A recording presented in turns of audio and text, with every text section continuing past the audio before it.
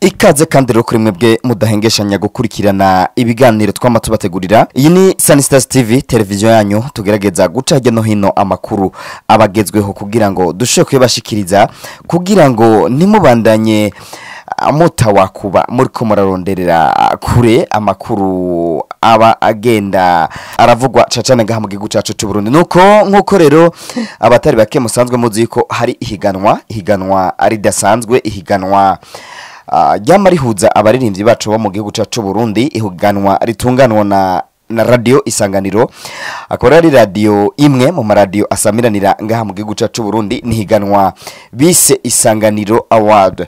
Rino higanwa rero itariki 27 no kuvuga ni ku munsi wejo hahise, niho rero haba kuncuro igira 9 finale y'iryo higanwa. Ni higanwa rero nkuko rero ngira ngo muvyumvise rimaze guba incuro zishika kuri 9, hama kandi rikaba ari higanwa nkuko musanzwe mubizi, higanwa rifasha cane abaririmbyi kumenyekana na cane ababa bashoboye gutsinda iryo higanwa.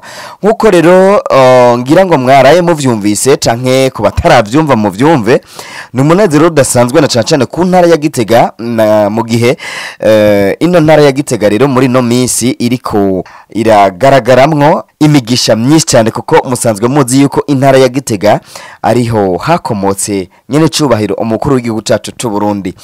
Ninciro ya mbere rero intara ya Gitega habonekamwo umuririmbyi atahukanye ihiganwa rikomeye nka Isanganiro Award. Nkuko rero ngira ngo mwavyumvise, no muririmbyi twa Double J Mugisha Jean Junior, umuririmbyi ari muri lebo ya Bantu Boy, niwe yaraye rero atahukanye agashimwe canke igikombe ca Isanganiro Award ku ncuro igira 9.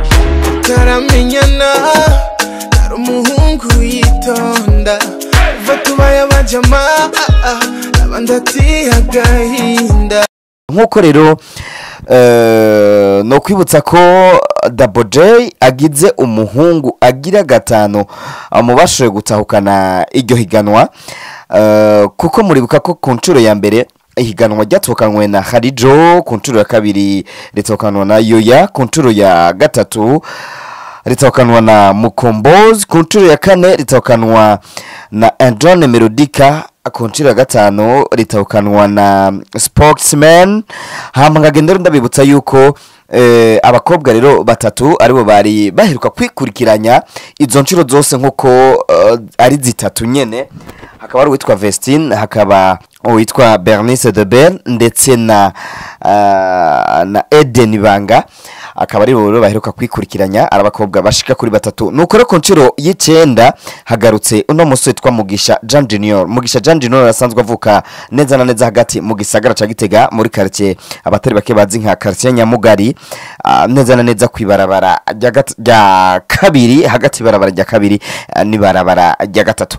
Nuko akaba yasubiye kandi atera iteka intara ya Gitega, mu kwerekana ko Igitega ahashobora gukomoka canke hanakomoka ugwaruka rufise impano. Nuko ni Double J rero yagerageje gushira hasi abashika kuri 9 bariko barahiganwa, harimwo umugwi cyangwa troupe Amagaba bariko barahiganwa ku ndirimbo yabo bise Umurundikazi. Akaba ari n'indirimbo bakoze bakorera Miss Ngoma, ni higanwa ryahuje abakobwa b'abanyakaranga kandi baciye ubwenge bavuka mu ntara ya Gitega.